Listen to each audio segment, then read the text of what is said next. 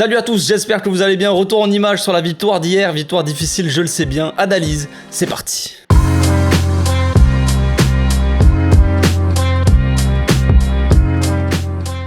Au passage, n'hésitez pas à vous abonner, liker et commenter, c'est le meilleur moyen de me soutenir et ça fera plaisir à tonton. Bon, avant de commencer cette vidéo, je tiens à remercier une personne qui m'est très chère. Je parle évidemment de Marc-André Ter Stegen, et oui. Non mais hier soir dans mon débrief, j'en ai pas parlé, je m'en suis rendu compte après avoir tourné, après avoir sorti la vidéo, je me suis dit mais attends, j'ai même pas eu un petit mot doux pour mon petit Marc-André. Donc je tiens à m'excuser. Voilà, je tiens à m'excuser Marc-André si tu regardes cette vidéo.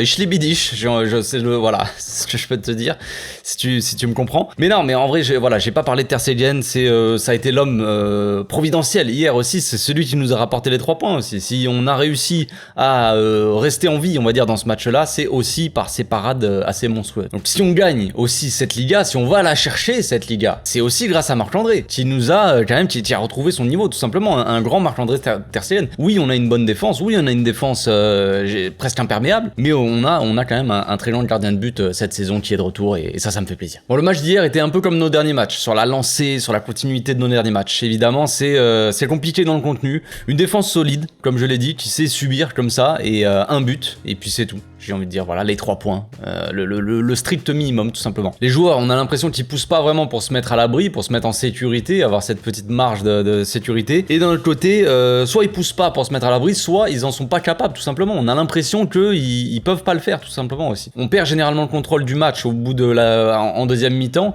Des fois, ça arrive un peu plus tôt, cette saison. Mais la plupart du temps, on va dire qu'on fait des bonnes premières mi-temps. Deuxième mi-temps, une fois qu'on marque, en fait, tout simplement. Là, c'est arrivé à la fin de la première mi-temps. Une fois qu'on va marquer notre petit but, eh ben on commence à moins pousser, à essayer de plus reculer. Je sais pas, j'ai l'impression, en tout cas, qu'on recule un peu plus, qu'on a peur de pousser et on subit. On finit par subir, nos fins de match, c'est tout le temps ça, et ça commence à être fatigant pour nous, forcément, mentalement. Pedrito nous manque. Pedri, quand est-ce que tu reviens? Enfin, on le sait, il revient la semaine prochaine.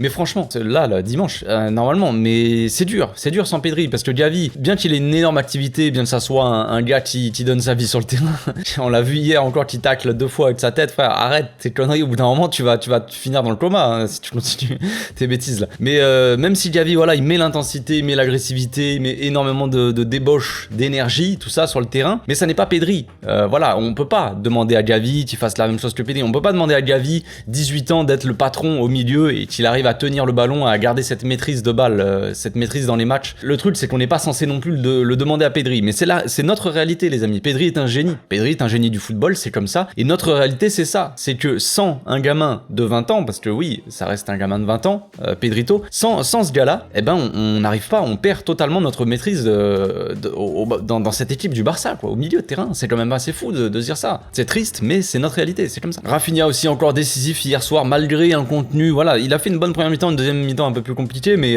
dans le contenu, c'était un peu mieux. Il y a des dribbles qui sont passés, des trucs et tout ça. Ça reste un mec qui, dans le contenu, n'est pas aussi bon, n'est pas aussi percutant, on va dire, que n'est pas aussi dangereux, apporte pas autant de danger sur les défenses adverses que peut le faire Dembélé. Mais ce qu'il faut dire, c'est quand même Tistat, quoi, finalement. C'est Tistat. Et ce qu'on a vu aussi hier, ce qu'on peut remarquer, ce que j'avais déjà dit dans d'autres vidéos, c'est que Rafinha, avec un latéral plus offensif qui hier était Roberto, plus offensif que Koundé, même si on peut parler des qualités offensives, mais en tout cas qui se projette un peu plus, qui prend le couloir tout simplement, qui va vers l'avant, et ben ça donne un Rafinha qui est un peu plus intéressant aussi.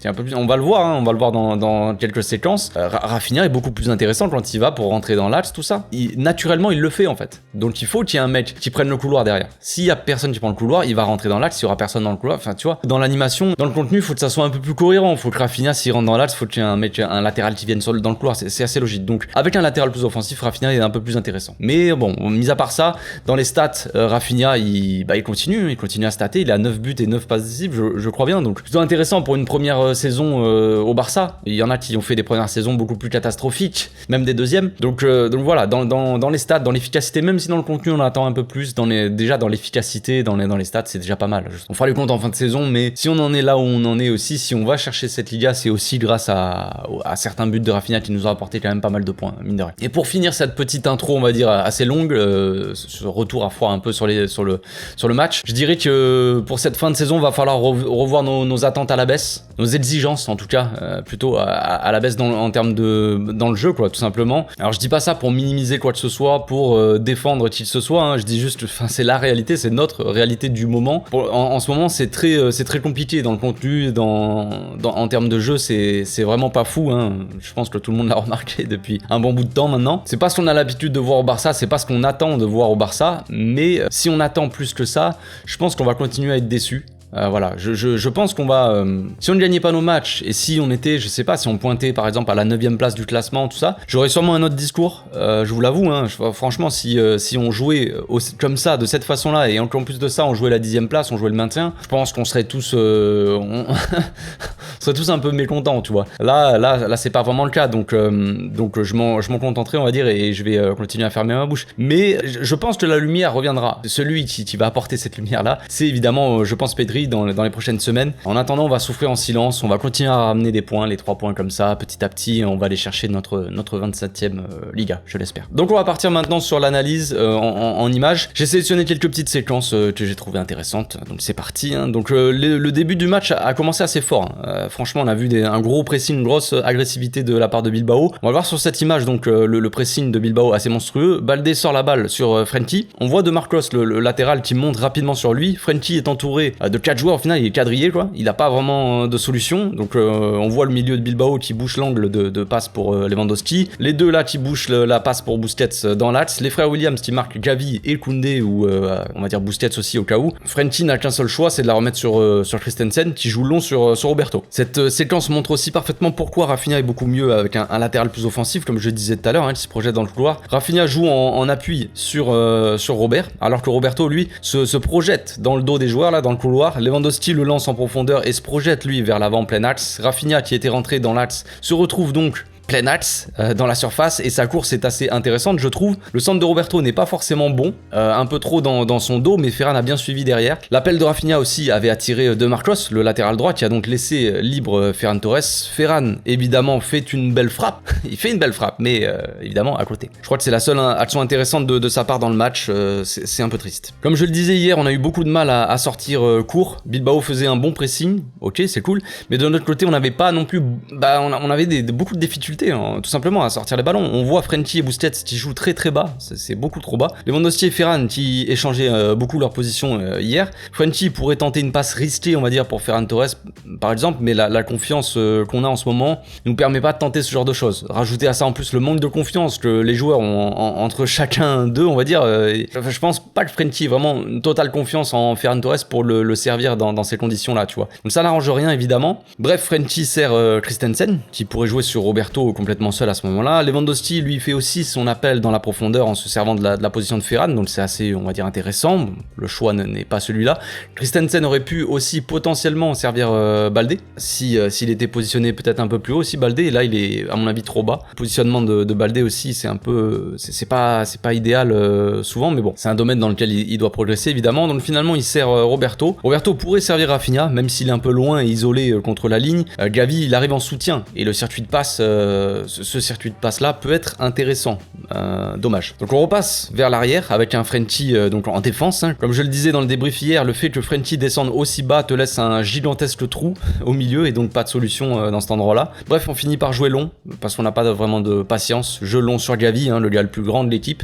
Parfait. Donc perte de balle. Action intéressante, bizarrement encore une fois une action jouée rapidement après un pressing. Quand on jouait rapide hier, j'avais l'impression que c'était intéressant, mais quand on essayait de construire lentement tout ça, on avait du mal. Après une touche de Bilbao, Koundé intercepte et Busquets sert donc Rafinha. Rafinha encore une fois rentre dans l'axe et trouve un point d'appui, hein. Cette fois-ci c'est Frenkie. Lewandowski lui fait l'appel dans la profondeur, dans le demi-espace, donc Frenkie lui donne un caviar. Franchement, Frenkie lui donne un caviar. Voilà, il n'y a pas d'autre mot. Et on se demande encore comment ce genre d'action est possible. Comment c'est possible? Je veux revoir le vrai Lewandowski, parce que là, c'est pas celui que... C'est pas celui-là. C'est pas celui qu'on a acheté, je suis désolé. Sur cette action, première alerte de Bilbao, le défenseur joue long, plein axe. Baldé a de l'avance, mais hésite à garder soit son couloir ou à défendre sur Berenguer, là. Berenguer, je sais pas comment on prononce. Dans l'axe, Christensen, lui, il est en retard, donc la solution, enfin, le truc à faire pour Baldé, c'est de suivre le gars dans l'axe. Mais on voit, en fait, au début de l'action, on voit pas bien, là, sur la vidéo que j'ai prise, mais au début de l'action, il hésite entre rester dans son couloir et aller sur le... Je comprends pas trop, mais bon, bref. Heureusement, Koundé est là pour couvrir, et heureusement, la dinguerie qui se passe n'a pas vraiment de répercussions. Action un peu similaire, d'ailleurs, au but non valide qu'on se prend en fin de match, là, après la main, au final. Mais là, il n'y avait pas Marcos Alonso, donc on n'en a pas vraiment entendu beaucoup parler de cette action. Séquence assez longue, cette fois-ci, qui résume bien nos matchs en ce moment et le match d'hier. Frenkie redescend en défense, donc nos deux attaquants sont collés, comme souvent. Baldé est complètement seul, mais comme souvent, personne va le chercher long. On fait tourner et on revient en arrière. Frenkie toujours en défense et toujours personne donc dans cette zone-là. On revient en arrière encore et on contourne. Christensen se retrouve avec le ballon et il a la place pour monter, on va dire, avec le ballon, balle au pied quoi. Ferran vient demander le ballon dans les pieds. Je sais pas ce qu'il espère vraiment, mais au bout d'un moment, les mecs vont soit ils vont se rentrer dedans tellement ils sont proches, soit je sais pas, à ce moment-là, il faut grimper sur le dos de Christensen tant qu'on y est, je ne sais pas. Une Baldé sur la gauche, mais on ne le voit même pas là sur l'écran, donc il doit être tellement loin qu'en fait il peut pas vraiment, il apporte pas de solution à Christensen. Frenkie lui fait sa course derrière Christensen pour couvrir au cas où s'il perd la balle, mais du coup il lui apporte pas de solution sur la droite en fait. Donc là Christensen il a pas de solution ni sur la gauche ni sur la droite, et dans l'axe il y a Ferran Torres qui fait l'appel dans les pieds, mais c'est tellement un appel dans les pieds frère qu'il arrive sur Christensen quoi. Donc en fait il y a aucune solution et forcément on finit par perdre la balle. Et la séquence, cette séquence fait assez pitié je trouve quand même. L'action du but maintenant, si on remonte au départ de l'action, ce qu'on peut voir déjà c'est que le bloc joue beaucoup plus haut cette fois-ci. On voit Christensen qui a le ballon comme juste avant, tu vois, qui monte un peu avec le ballon. On voit Ferran Torres qui vient faire l'appel dans les pieds, tu vois, et il va le servir, mais cette fois-ci, tu vois, c'est différent. Frenkie, lui, il est pas à côté de Ter Stegen cette fois-ci, il est pas dans notre surface, là on est beaucoup plus haut, et il n'y a pas 50 mètres d'écart entre chaque joueur non plus, tu vois, on joue assez proche. Le bloc est haut, c'est beaucoup mieux en fait, tout simplement. C'est comme par hasard, le but arrive quand on a une action où on joue beaucoup plus proche les uns les autres et où le bloc est beaucoup plus haut. Donc Christensen, comme j'ai dit, trouve Ferran Torres qui remet sur Busquets qui est face au jeu. Busquets sert Koundé, hein, et on voit donc Koundé et Christensen à une hauteur finalement assez folle. Busquets aussi a remplacé donc Frenkie entre les deux défenseurs là, et Frenkie peut jouer un peu plus haut pour se projeter dans la surface et faire parler un peu sa puissance, peut-être son jeu de tête, tout ça, même si ça n'a pas fonctionné, ça aurait pu. Bref, la défense repousse le centre de Rafinha et le ballon arrive donc sur Busquets à nouveau, qui récupère ce petit ballon. Rafinha fait des appels de phare sur la droite, alors que Nico Williams, lui, faisait sûrement, je sais pas, la sieste. Busquets nous sort des feintes de corps dignes de Ronaldinho face à Chelsea, Ligue des Champions, enfin presque. Gavi, il fait comme souvent aussi la différence par sa course, son jeu sans ballon, hein. Il rentre dans l'axe, il fait sa course plein axe et il attire le latéral gauche derrière lui. Rafinha, lui, il a toute la place et Busquets le sert parfaitement, il lui donne un petit caviar. Rafinha contrôle un peu difficilement, mais au final allume le gardien du pied droit, hein, pour planter son 9e but de la saison, et ça fait 1-0. Petite séquence un peu tristounette. On a le ballon et on fait tourner comme souvent. On adore faire tourner comme ça en défense. Koundé se retrouve avec le ballon et il y a le choix entre Roberto et Kessié qui fait l'appel. Il a choisi la passe axiale, qui est loin d'être une mauvaise idée pour le coup. Kessié contrôle et met beaucoup trop de temps à prendre sa décision. En fait, il contrôle, je sais pas, faut que ça aille beaucoup plus vite en fait. Faut que ça se déclenche là, tiki taka frère. On va rêver un petit peu, mais la chose à faire, c'est de servir Roberto en profondeur par exemple là, à ce moment-là. Mais la chose à ne surtout pas faire, c'est perdre le ballon aussi facilement dans ton propre camp. Ce n'est pas possible. Ce n'est pas possible. On aurait pu se faire punir sur ce genre d'action. C'est fou, je trouve. On a le ballon tranquille. Pour un mauvais contrôle, tu perds la balle et t'es à 2 doigts de te prendre un but. C'est fou. En plus de ça, après, Kessié il se fait prendre de vitesse dans son dos. Iñaki Williams sert donc Berenguer là encore en profondeur qui part tout seul. Christensen vient au dernier moment contrer la frappe qui finit sur le poteau. Et c'est compliqué. Hein. Ça représente aussi bien notre saison ou nos derniers matchs. En tout cas, on a déjà du mal à avoir la maîtrise de balles dans nos matchs, mais ceux qui rentrent en plus sur le terrain ne sont pas beaucoup plus sereins que ceux qui étaient titulaires. Heureusement, hier on a quand même eu cette petite chance qui te fait au final gagner le match quoi. Donc c'est pas évident ces petites victoires là, d'un côté ça te booste un peu le mental on va dire des joueurs, ça te dit voilà, même dans la difficulté on arrive à gagner ces matchs là, mais au bout d'un moment les gars, je veux bien qu'on gagne dans la difficulté, mais c'est sûr qu'il va falloir quand même retrouver quelque chose de plus sympathique, parce que là c'est bien en moral, voilà, comme je le dis, tu gagnes des matchs compliqués, tout ça, c'est cool pour les défenseurs, ça te booste, mais ça te met pas en confiance dans ton jeu. En fait, là, on est en train de sombrer petit à petit, façon de parler, mais dans le jeu, dans le contenu, on est en train de sombrer petit à petit, on perd confiance en nos qualités, en fait, concrètement. Tu sais, je vois dans les commentaires, il y en a qui disent, voilà ce que fait, enfin, le jeu de Xavi n'est pas bon, genre, mais le jeu de Xavi, ce n'est pas ça, les amis, je veux bien...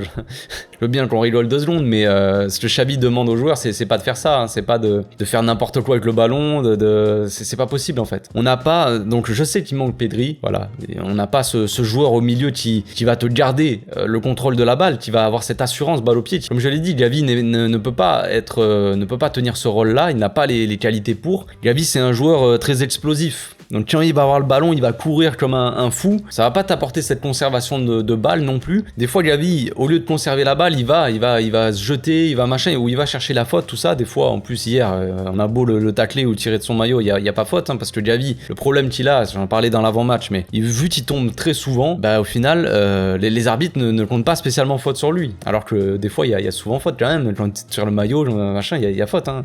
Donc voilà. Mais on n'a pas cette maîtrise au milieu. Te permet d'avoir des maîtrises dans le match tout simplement. Quand on doit avoir le ballon, faire tourner, faire courir l'adversaire, tout ça, les fatiguer comme ça, on n'arrive pas à le faire en fait. Donc on n'a pas cette maîtrise et petit à petit de gagner ces matchs-là, ça te fait du bien au moral pour les défenseurs. Tu te dis on est vraiment solide, c'est cool, c'est bien. Mais on n'est pas l'Atlético Madrid non plus les gars. On doit pas, c'est pas notre force. Notre force, c'est notre jeu. Notre façon de jouer, notre conservation du ballon, la possession, la création, tout ça. Le jeu de passe. Et tout ça, on est en train de le perdre petit à petit, je trouve. On n'a plus vraiment cette assurance. On a vu par moments des séquences où on n'ose pas aller chercher notre collègue, on n'ose pas prendre des risques parce qu'on se dit on va perdre la balle. Soit le joueur il a pas confiance en lui parce qu'en ce moment il loupe ses passes, il loupe ses contrôles, je sais pas. Soit il a pas confiance en son collègue parce que évidemment le gars n'est pas titulaire habituellement. Je sais bien quand on voit Ferran Torres qui vient de te demander la balle, peut-être que Frenkie il a pas envie de lui faire la passe ou en tout cas pas une passe compliquée parce qu'il se dit à tout moment il va perdre la balle et on va se retrouver à devoir cavaler en contre-attaque. Ça, je peux l'entendre. Mais du coup, ça te met pas dans les bonnes conditions pour la confiance dans le contenu, quoi, dans le jeu. Donc, on espère avec le retour de Pedri bientôt que ça va être mieux forcément. De toute façon, avec le retour de Pedri, on va gagner en conservation de balle, en maîtrise de balle au milieu de terrain, donc en maîtrise dans les matchs. Clairement. Et avec le retour de Dembélé, on va gagner en percussion aussi. Et les équipes adverses, elles vont jouer aussi moins haut, venir moins nous presser, plus haut quoi. Parce que dans le dos, si t'envoies Dembélé en profondeur, le mec il se fait bouffer en fait. Et c'est ça aussi le Dembélé qui t'apporte ce danger-là sur les défenses adverses. Parce que Rafinha, tout bon joueur qu'il est, tout stat, tout but qu'il met, tout ça, les passes c'est bien. Mais dans le contenu, c'est pas un joueur vraiment qui fait peur aux défenses, Rafinha. C'est un joueur qui est efficace cette saison, qui fait une bonne première saison et tout ça. Barça, il vient d'arriver les amis, il est là depuis quelques mois, quand même on peut pas dire qu'il fait une mauvaise saison. Dans le contenu c'est sûr qu'on attendait mieux, mais dans les stats tout ça il est assez efficace, il t'apporte des points donc ça c'est bien. Mais c'est sûr que dans le contenu, Dembélé forcément il t'apporte beaucoup plus de danger sur les défenses adverses, il fait beaucoup plus peur aux défenseurs adverses. Les défenseurs adverses ils vont moins monter, nous presser, tout ça on va moins être acculé dans notre surface et donc on va forcément être mieux, plus à l'aise tu vois. C'est tout ça qui fait de toutes ces petites choses là qui font les différences aussi. Donc on va patienter, comme je l'ai dit, faut peut-être revoir nos attentes à la baisse, nos exigences, parce que je pense qu'on va être déçus dans le jeu, on continue de toute façon les amis, on attend des bons matchs, on espère que le prochain match, et le prochain match c'est toujours la même chose. Donc en attendant le retour de ces deux pépites, on va croiser les doigts tout simplement. On se retrouve demain pour le question-réponse que vous m'avez posé là, les questions que vous m'avez posées sur Instagram. D'ici là, portez-vous bien les amis, passez une très bonne journée. Ciao.